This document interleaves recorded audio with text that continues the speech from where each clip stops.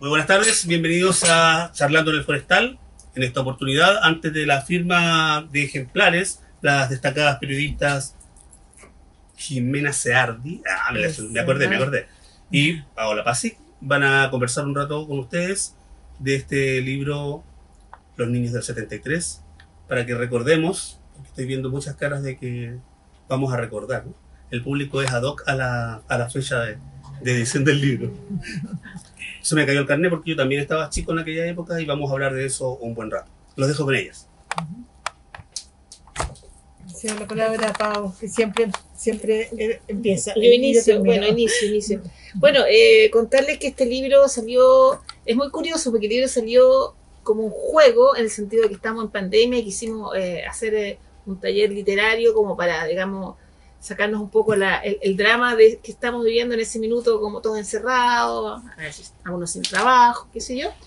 Y salió la idea de hacer un taller entre amigas y finalmente, bueno, yo escribí un texto que está en el libro que se llama Tren al Sur, donde relato un viaje que hicimos con mis hermanas desde Iquique hasta Santiago en marzo del 73, finales de febrero del 73, para votar en las parlamentarias del 73, que fueron las últimas antes de que cayera Allende en septiembre. O sea, yo no votaba mi familia, pero en ese minuto estaba todo colapsado, que era el bus. El avión probablemente era muy caro o tampoco había, y el tren era la única opción, tren que ya no existe. Y en ese tren viajamos, bueno, y fue una experiencia que, no sé, cuando salió este taller, lo primero que me salió fue este cuento, esta historia, que fueron estos 4 días y 3 noches en el tren, contando un poco cuál había sido, y a través de ese viaje voy contando un poco cuál ha sido el proceso de la Unidad Popular para mí, que en ese minuto tenía 10 o 11 años, con mis 2 hermanas chicas.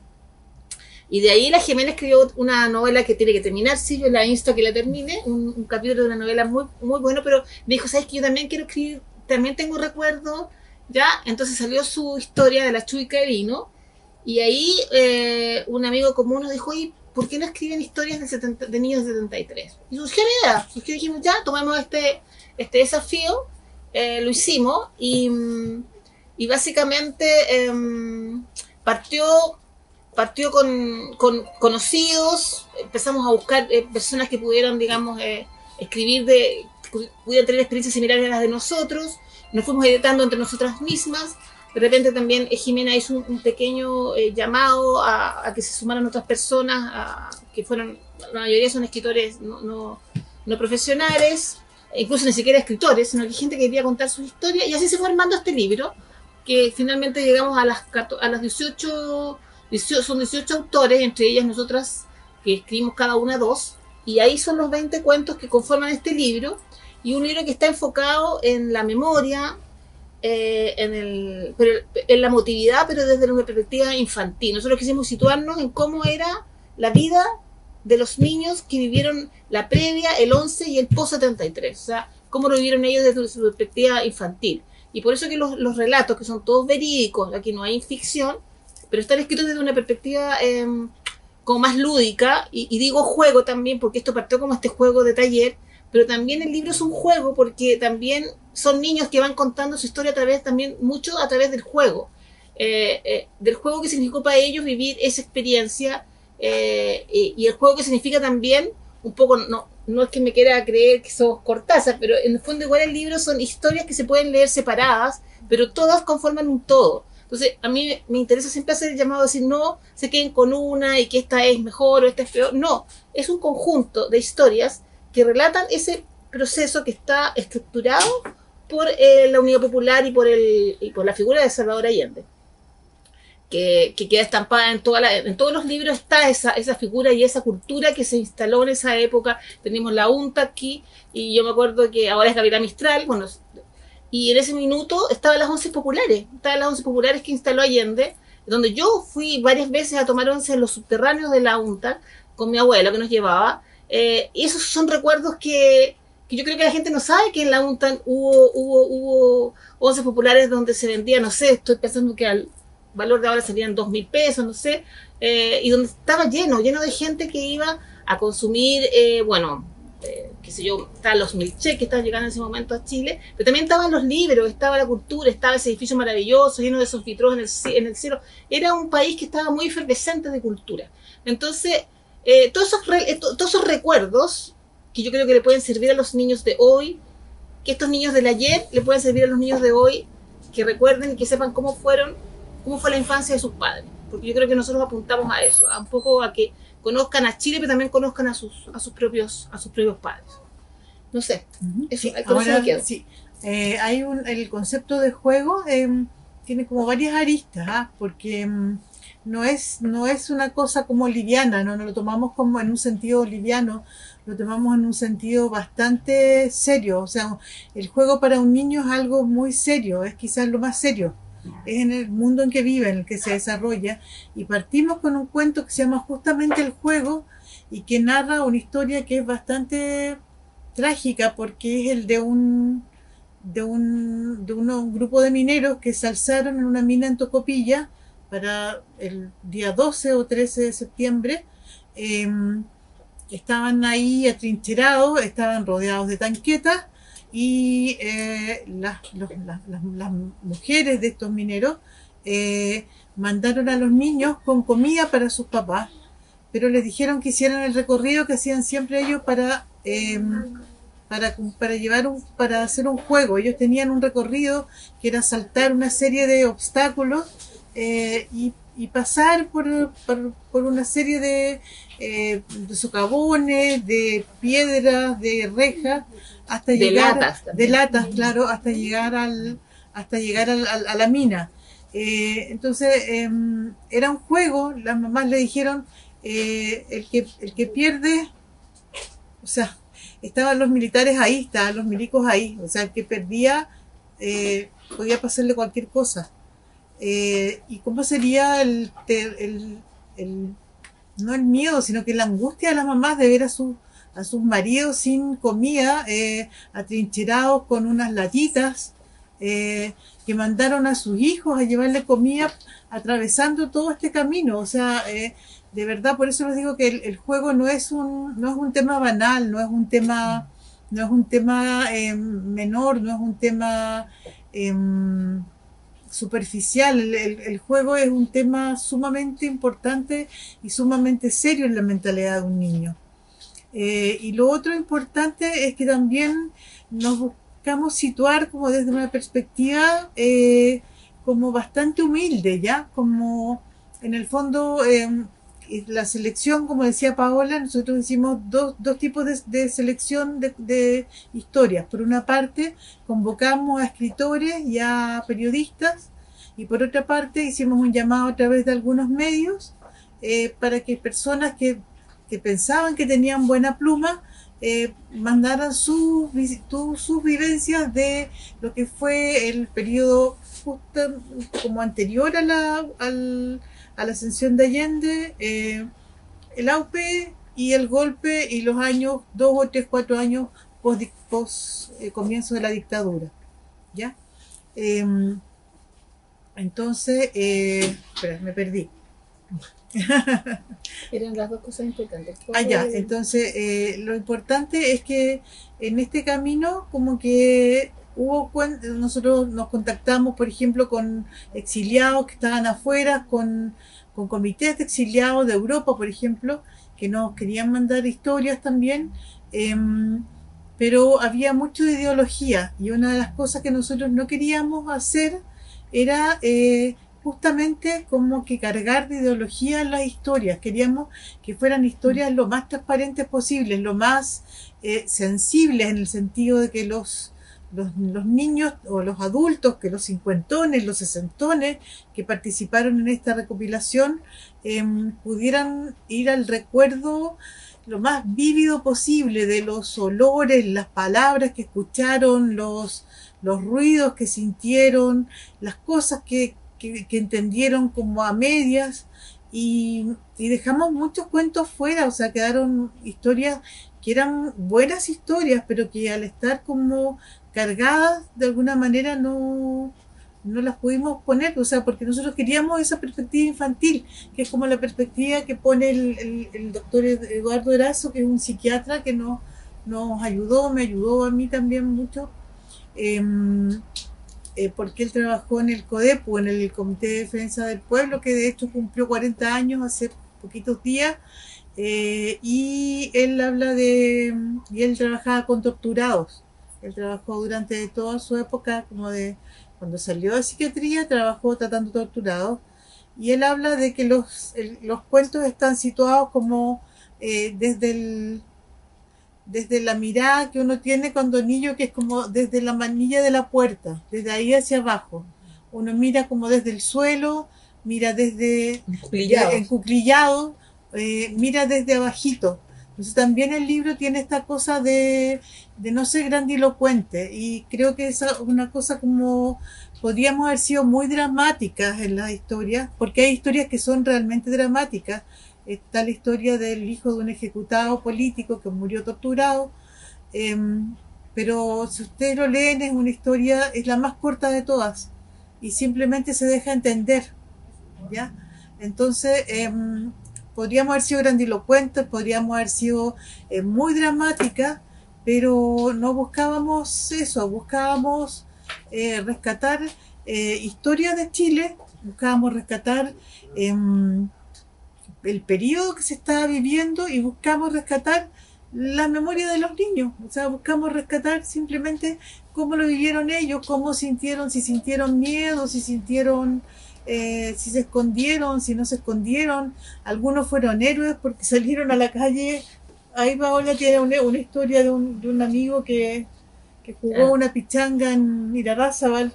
Estaba desocupada la calle de raza, entonces no encontraron nada mejor los amigos del barrio que salir a jugar una partida de fútbol en Irarrázaval cuando estaban los aviones y todo eso, entonces salían, entraban. Claro, en pleno toque de queda salieron a jugar una pichanga hasta que un helicóptero los mandó a entrar a los 30 segundos, o si no empezaba el traca.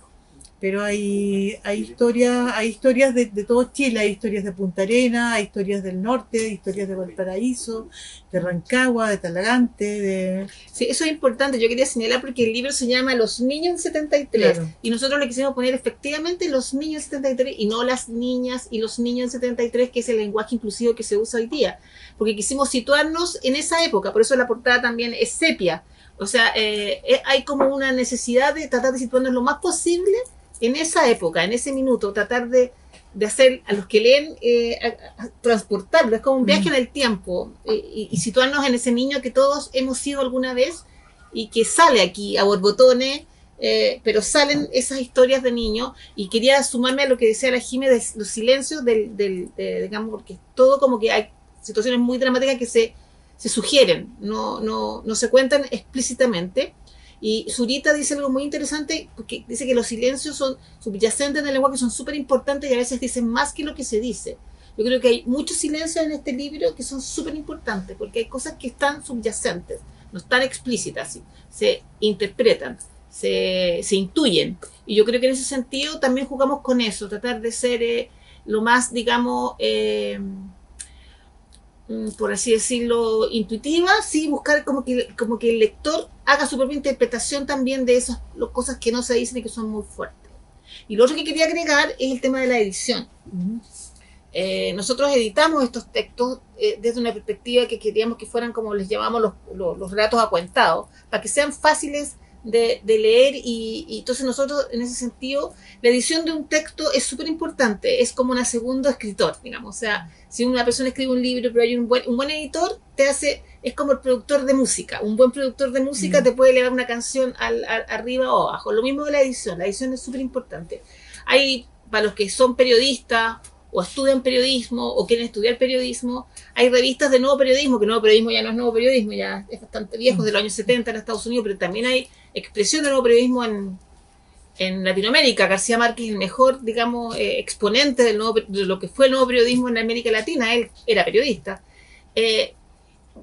Digamos, y la edición, por ejemplo, está la Etiqueta Negra, que es una revista peruana del nuevo periodismo, que es muy buena. Y los textos, todos pasan por una edición brutal. O sea, lo que tú entregaste no es lo que te sale, ¿te fijas? Pero está en el ámbito de lo que es la revista. Y nosotros quisimos que este texto también tuviera una unidad en el estilo. Y por eso que también la edición es importante. Hay textos que están más editados que otros, pero hay una edición súper fuerte dentro del texto, que es que a veces mucha gente no entiende qué es editar un texto. Bueno, eso quería como remarcar un poco de lo que fue el trabajo de nosotros. Y lo otro es que nosotros, la elección de los cuentos también tiene que ver con la territorialidad. Es decir, hay cuentos que son, como decía la Jimena, de diferentes lugares, de diferentes estratos sociales, de diferentes, digamos, como realidades. Hay algunos que son rurales, otros que son urbanos, otros que son de mineros, en el caso del primer cuento, otros que son de gente común y corriente, clase media, no sé, que estaba, hijos de banqueros. Hay de todo. Es una mirada bastante plural de lo que era la sociedad chilena en ese minuto y que lo sigue siendo. Eso. Y bueno, la historia, que es un poco lo que habla en el prólogo Marcelo Mellado, de alguna manera alguien nos decía que los triunfos de la izquierda son siempre luminosos y cortos. Sí, y de alguna manera en estos cuentos, como que al ponerle los sueños rotos, de alguna manera estamos tratando de reflejar eso. O sea, reflejamos lo que fue la Unidad Popular, el fervor, como los niños aquí se acuerdan de cómo leían de la revista Cabro Chico, de los libros que salían en la Quimantú, de cómo los coleccionaban, de La Flor de la Canela, muchos libros que tenían guardados, porque los libros costaban lo mismo que una caja de cigarros, más o menos. Y esto como que se viene abajo, se viene al suelo, lo desarman, digamos, lo destruyen. Y como decía Paola el otro día cuando nos presentamos, no sé si fue en Copiapó, en Temuco, que nosotros amanecimos un día. No, nos dormimos en un país. Nos dormimos en un país de colores y aparecimos en un país en blanco y negro. Y ese blanco y negro nos duró 16 años y nos sigue durando. O sea, y el 19 de septiembre, de octubre, perdón, que se ha querido vandalizar y que no fue realmente, no es eso lo principal. Si uno piensa en las 2 millones de personas que salieron a marchar, no eran 2 millones de vándalos los que salieron, no es eso, eso no existió nunca. Eran familias completas que salieron a pedir y a exigir dignidad para un país, y de alguna manera nosotros sentimos que no, con este libro y nuestro enfoque, aunque lo han comprado la mayoría personas de la edad de nosotros, o sea, cincuentones, sesentones que recuerdan, pero nuestra idea es que lo puedan leer también en la biblioteca, lo tengan los niños, ¿ya? O adolescentes, porque yo creo que más para adolescentes que para niños más chicos, porque es como un nunca más. O sea, es como que por favor con este gobierno no se vuelva a repetir lo que pasó con Allende, y que hay un arquetipo, siempre hay arquetipos de repente, y uno siente que a veces los arquetipos se repiten la historia, y es bien como doloroso y angustioso sentir eso. Entonces, con este libro, nuestra idea es poder tenerlo en las bibliotecas de todo Chile, en las bibliotecas municipales, y que los niños, los adolescentes puedan leer y puedan, de alguna manera, como decía Alexis Ríos, que es el autor del primer cuento, que puedan defender un poco, o sea, este proceso, que puedan que puedan, que no se sientan, no se den por vencidos, que siempre se puede luchar de alguna manera, siempre se puede tener esperanza de alguna manera. Y eso queda demostrado porque hay cuentos como los de Ernesto Guajardo, por ejemplo, que es el hijo de un ejecutado político. Ernesto estuvo 1 año sin poder hablar, después que supo que su papá había muerto y cómo había muerto. Y hoy día él es un editor en Valparaíso genial, que acaba de sacar un libro precioso sobre los autores de Valparaíso, sobre todos los autores de Valparaíso, y es una persona alegre, es una persona empática. Entonces, como decirle a la gente, o sea, siempre hay un modo de salir adelante, es también mostrarles la resiliencia, es mostrarles cómo la gente aguantó, cómo superó también todos estos procesos, y eso, o sea, que este nunca más que nosotros pedimos, lo puedan defender ellos, así como en algún momento en los 80 y tantos dimos una pequeña pelea, los que tenemos hoy 50 y tantos. Sí. Bueno, yo lo planteaba también al inicio, esto de que el libro está enfocado también a los adolescentes, más que nada, que conozcan a sus padres y conozcan los procesos, el proceso que vivieron sus padres, que somos nosotros, para que así también tengan la capacidad de entender también todo lo que está pasando y lo que ha pasado y lo que puede pasar. Uno de los textos termina con la Cantata Santa María, que dice: Chile es un país tan largo, mil cosas pueden pasar, y efectivamente eso es así. O sea, uno piensa que esto no se puede repetir, pero bueno, está siempre, y por eso que a veces, claro, yo conversaba con gente más joven cuando partieron todas las protestas y todo esto. Tú veías a los milicos en la calle y uno decía, a uno le daría como miedo, decía: oye, esta cuestión capaz que tenía un golpe de Estado, pucha, por mucho que a uno Piñera no le gustara, igual era un presidente. Entonces tú decís, pucha, ¿cómo va a terminar esta cuestión? Había mucho ruido respecto de que pudiera esto terminar mal, y bueno, y ahora todavía siguen los procesos, pero me refiero a que nosotros tenemos como el miedo instalado porque nosotros lo vivimos. La gente que no lo ha vivido no lo puede. Entonces yo le contaba estos miedos a gente como de 35, 30 años y dicen: no, si no pasa nada, qué cobarde, no, es porque la gente no lo ha vivido. Y la idea es que, como nosotros lo vivimos, que estos niños, estos adolescentes entre 12, 16 años, pueden también conocer cómo fue ese Chile. Desde la perspectiva de ellos también les sirve, porque está enfocado en ese target, por así decirlo, en ese taller del adolescente, del preadolescente. Entonces esa es la idea, que sirva también un poco como esto, ¿cómo se llama cuando uno suelta las cosas? Así como una especie de catarsis, porque nosotros escribiendo, o sea, uno cuando lo escribí también es una catarsis, ¿cachai? Y uno sana situaciones, ¿cachai? Por algo salieron las historias que salieron. Así que eso, y como dice Zurita, vuelvo a Zurita, ¿no? Dice, no se olvida, no hay nada, o sea, no hay nada que se olvida, o sea, nosotros no olvidamos. Entonces tenemos que saber qué podemos hacer con esos recuerdos, porque nosotros no olvidamos, no se olvida nada. Eso. Pregunte.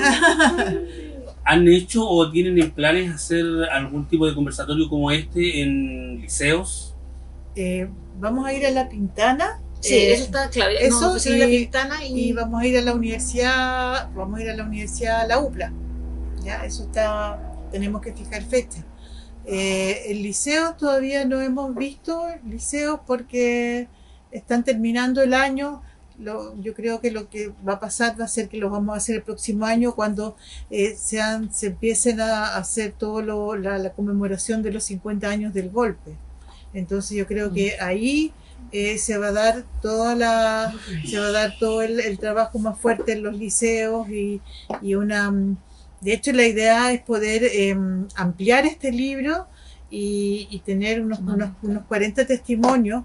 Tenemos además un archivo de fotos de la época que nos mandaron los mismos autores, de ellos, por ejemplo, celebrando la nacionalización del cobre, de otro niño despidiéndose de su papá que se va subiendo al avión al exilio. Hay harta material fotográfico que también queremos incluir, y queremos incluir, pensando en estos adolescentes, un glosario también. Quedó hecho un glosario, porque hay muchos textos, hay muchos que a lo mejor para ustedes puede que a lo mejor lo entiendan, pero para niños de jóvenes no van a entender que eran las JAP, que eran los curas obreros, que eran la misma revista Cabro Chico, que era la editorial Quimantú. Hay un montón de elementos que hay un glosario que quedó listo, que obviamente se puede mejorar y ampliar, y hay un set de fotos, entonces quedaría un libro mucho más completo. Pero claro, o sea, yo creo que todo el proceso de entrar en los colegios y en los liceos se va a dar el próximo año. O sea, igual hemos hablado por parte con colegios, o sea, la idea es abarcar, así como en el libro se abarcó estratos sociales diferentes, también queremos ir a colegios diferentes, queremos llegar a colegios vulnerables, a escuelas vulnerables, también queremos llegar a colegios A lo así. cuicos, o sea, a lo así, de verdad, porque nos interesa que ellos también conozcan esta realidad. Y ya estaba en conversaciones con el San George, por ejemplo, que tiene un sindicato de profesores muy comprometido, para poder presentarlo ahí en un programa que ellos tienen de educación política. Como Machuca. Como Machuca, sí, como Machuca, Es lo sí, mismo. es lo mismo, sí, están en la misma La historia hora. se repite. Sí. Sí. Y Así de que- eso se aprovechan, para crear el miedo. Ahora estamos todos con el miedo de que que no le vaya a pasar algo al gobierno No le va a pasar Sí. nada. y no le va a pasar nada. Mm. Si ellos ya saben que pierden más con eso. Claro. Y como lo único que les importa es la plata, prefieren no perder. Ujú. ¿Preguntas?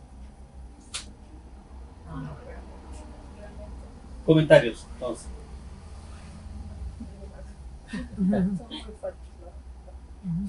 Es curioso, yo quería remarcar el cómo recordamos, que es un tema que a mí me obsesiona mucho, el por qué recordamos y qué recordamos. Y yo les recomendaba que Zurita dice que en el fondo no podemos olvidar, o sea, al final los recuerdos están ahí siempre permanentes.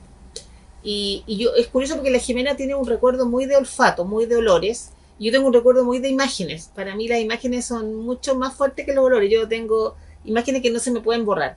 Entonces, el cómo recordamos, y además que nosotros recordamos, pero también, no es que nos mintamos, pero nosotros unimos recuerdos. Sí. Unimos recuerdos de nosotros, de nuestros hermanos, de nuestros amigos. Hay un proceso ahí que, no sé, la mente transforma este proceso.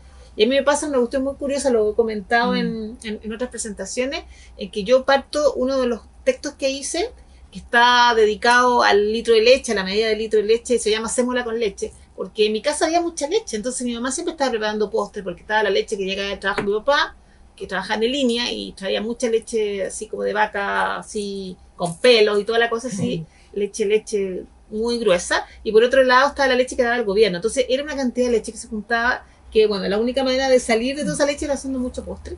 Y yo empiezo ese cuento, ese relato, porque para mí el día del 11 es escuchar Radio Moscú y sentir que estaban diciendo que el compañero presidente había muerto.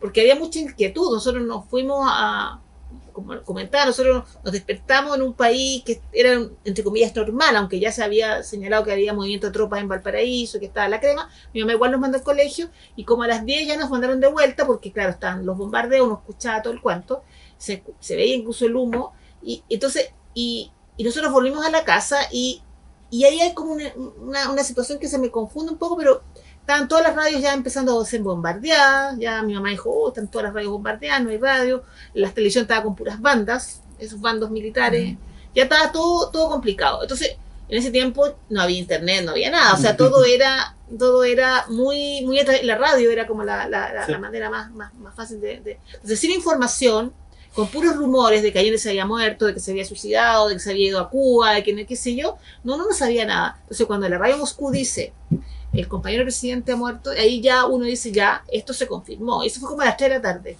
Y yo siento que el recuerdo lo hizo la locutora que acompañó el Hola Chile durante todos los años de dictadura, pero no lo dijo ella, porque ella empezó a trabajar 3 meses después del golpe.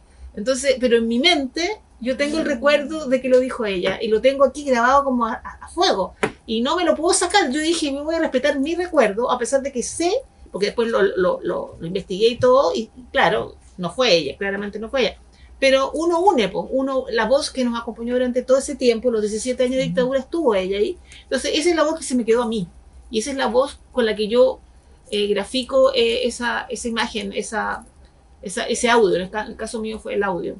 Y la otra que fue el sentir, ponte tú, que nos llegamos a la casa y de repente mirar por la ventana del departamento y ver a un chico, un milico de tener unos 18 años, un niñito, con la metralleta al lado, porque el toque queda fue a las 3 de la tarde.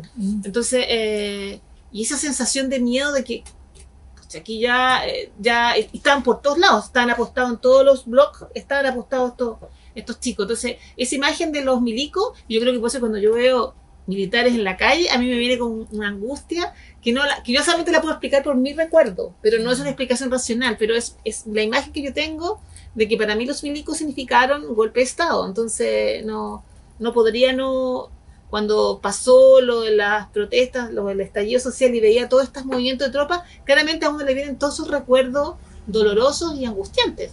Bueno, que finalmente desembocó en otra cosa hasta el momento, pues todo bien. Así que en el fondo el tema es que los recuerdos son igual medios mentirosos también. O sea, igual ahí hay un tema, y a veces uno recuerda lo que recuerdan los hermanos, los amigos. De hecho, cuando uno se cuenta con compañeros de universidad, no sé si te ha pasado que, no sé si les ha pasado que de repente uno te empiezan a contar historias que tú no te acordabas y que te pasaron a ti.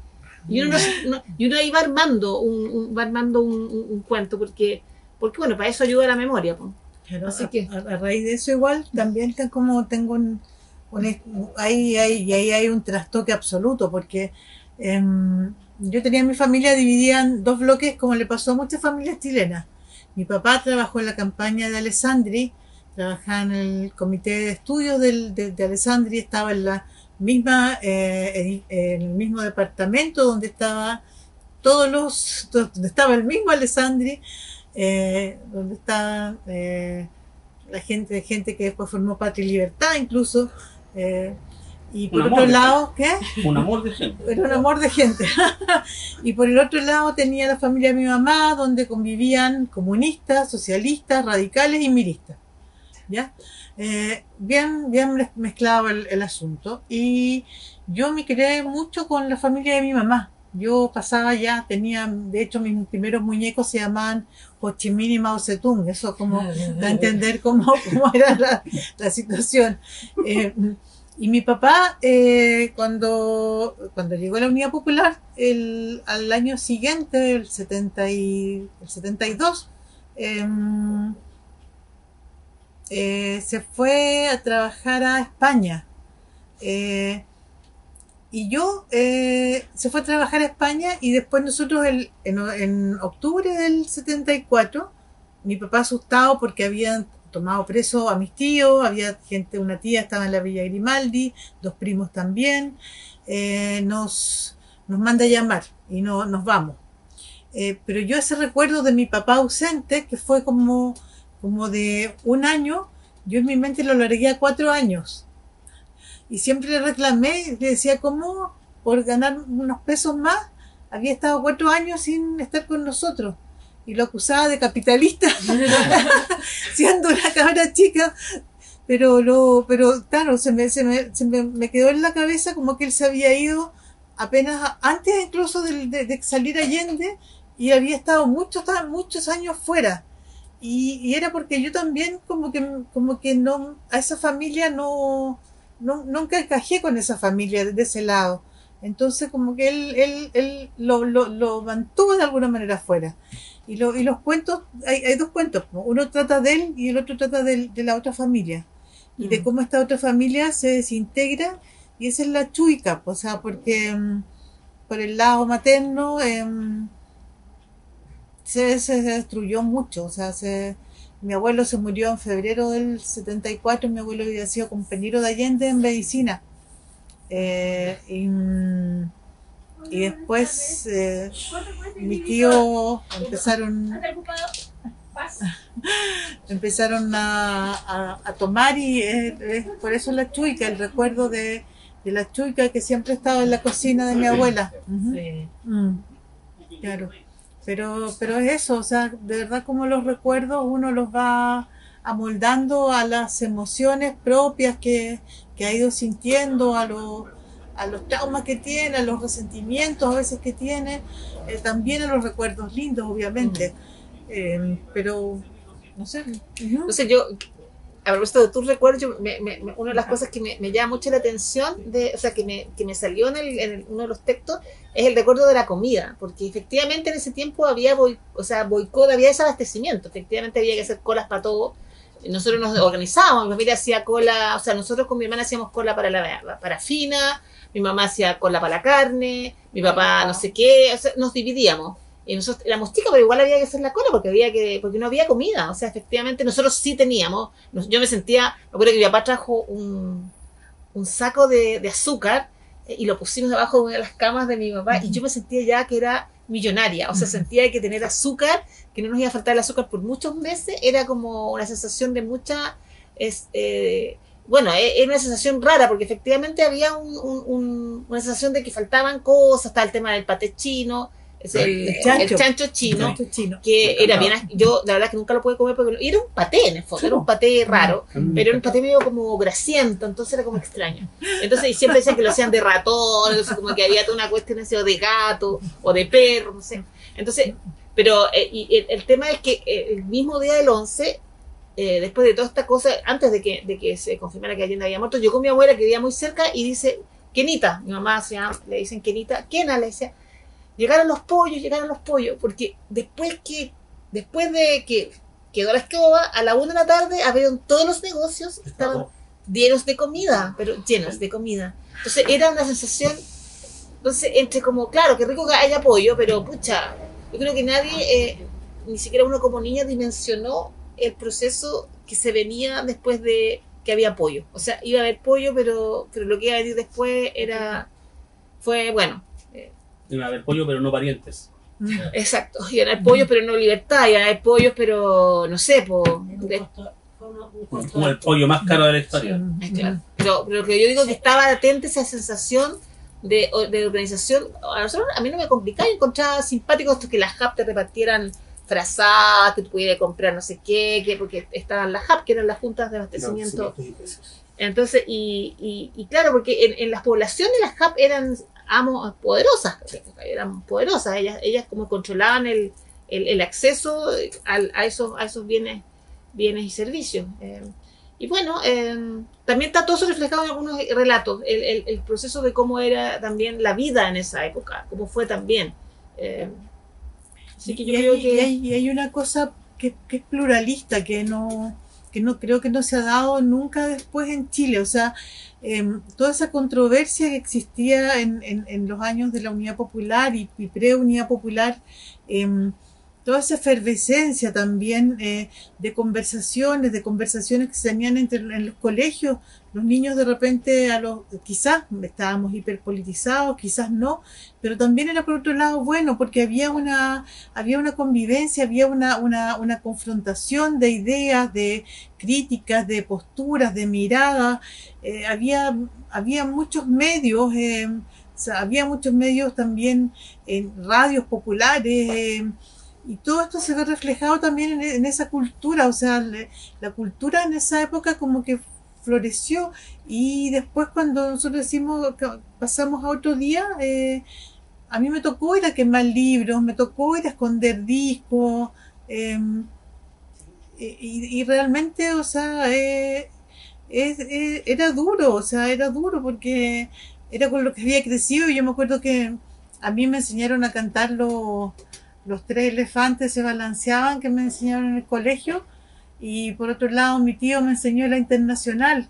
Y después me decía, canta solo los tres elefantes, las otras no la cantes en el colegio. Yo estaba en un colegio que era de monjas franquistas, entonces, que ahí me había puesto mi papá. Entonces, no, como siendo tan chico, hubo que callar. Y eso le pasó a muchos niños, que no es una cosa menor. O sea, siendo tan chicos, teniendo de repente 5, 10, 12 años, los papás nos decían de repente a las mamás, no vayas a decir esto, o no nombres a tu tío tanto, si te preguntan algo, di que no sabes, y eso igual es fuerte, y tuvimos que callar y guardarnos cosas por mucho tiempo, y por eso nosotros nos vemos como una generación, aparte de lo que significó la violencia misma del golpe y de la dictadura, como una generación traumada, porque todo eso castrada y traumada, porque todo eso se tuvo que guardar, o sea, se tuvo que comer, uno se tuvo que comer su propia pena. Y me acuerdo cuando se murió mi abuelo, yo me escondí debajo de la cama y me puse a llorar, y estuve ahí llorando 2 o 3 horas, porque mi mamá se fue al hospital donde estaba. Y desde ahí en adelante sentí como que siempre había que llorar solo, llorar escondida, y yo creo que muchos sentimos que había que llorar escondida. Y eso también se refleja en los cuentos, así como hay otros cuentos encontramos un solo cuento que es como de un niño de derecha, que fue mi esposo después. Pero y él cuenta que ellos en su barrio en Miraflores, en Viña, ellos jugaban a los milicos, y los milicos persiguen a los upelientos. Y ese era el juego preferido. Y se lo prohibieron en el colegio, que era el colegio alemán, porque era ya no era como los colegios alemanes del sur, que son bastante fascistoides, digamos. Era más bien un colegio de profesores socialdemócratas, y les prohibieron ese juego, les dijeron que eso no podían jugar a ese tipo de juegos, y ellos se enojaron. O sea, ¿cómo no nos dejaban jugar a los milicos contra los upelientos y matar upelientos? Y bueno, ese fue mi marido después. Así bueno, que hay que preguntarse qué pasó. claro, así el amor a veces puede más. Pero ¿cómo se llama? Por eso les digo, son muchas historias, hay muy distintos tonos de contar, hay muy diversos territorios, muy diversas situaciones, muy diversos modos de enfrentar desde distintas perspectivas, tanto como medias, algunas que son como jocosas, podríamos decir, y otras que son muy dramáticas. Y creo que ese crisol que se forma, que es como cuando decíamos como el caleidoscopio, que uno tiene y por eso está como las piezas acá están como cortaditas, como que fueran pedazos de vidrio, pero también es como un golpe que hubieran pegado a un vidrio y lo hubieran roto, pero también es como este crisol de vidrios de colores que dan vuelta los niños. Los reconstruimos. Los reconstruimos. Reconstruimos a los niños. Yo lo último que agregaría es que tú lo mencionaste también un poco a la pasada, pero a mí me parece súper relevante, no sé si en todos los textos, pero en una gran mayoría está el tema de los medios de comunicación. Que en el fondo en esa época había muchos medios de comunicación, de izquierda, de derecha, de centro, cuestión que hoy día hay más medios online, pero estoy pensando, y la mayoría estábamos muy pendientes de los medios de comunicación. La Jimmy lo dice, yo estaba en cuarto básico y habían consejos de curso que eran súper politizados, éramos chicos y estábamos súper politizados, entonces porque lo que escuchaban en las casas, pero también no estaba pendiente de lo que decía la tele. Yo sabía que dejábamos a votar a una elección que era súper gravitante para Allende, porque de eso dependía si Allende iba a ser depuesto o no iba a ser depuesto. O sea, cómo yo sabía ese dato, la importancia de esa elección. Hoy los niños no están tan politizados, no saben tanto. Entonces yo por eso que es bueno que conozcan que quizá hubo una generación que sí tuvo esa posibilidad de. Y es un tema que me queda como un poco, no sé si nosotros tenemos esta mirada porque siempre quisimos ser periodistas, porque hay muchos periodistas que escriben, o esos hechos gatillaron en nosotros la necesidad de ser microhistoriadores y periodistas también, de contar historias, de contar la realidad, de observar y de alguna manera de ayudar. Siempre yo en periodismo, bueno, yo creo que en este libro también se nota que somos periodistas, porque está la necesidad como de enseñar, de ayudar, de mostrar una realidad que quizás no todos han tenido acceso a ella. Un poco cuando uno elige temas, ¿por qué elige un tema para hacer el caso de cuando uno prepara una nota en prensa o si trabaja en un medio? Yo siempre, cuando trabajé en prensa, en medios, siempre trataba de decir, no, es importante enseñar, mostrar esta realidad, mostrar este personaje que nadie lo conoce, que tiene una posición interesante. O sea, yo creo que eso está muy reflejado también en muchos de los textos, que son periodistas o cronistas que no tengo claro si se formaron por eso o eso gatilló aquello. Ahí hay una cosa que es como el huevo y la gallina, no sabría, pero está el tema mediático también importante. Despide la audiencia.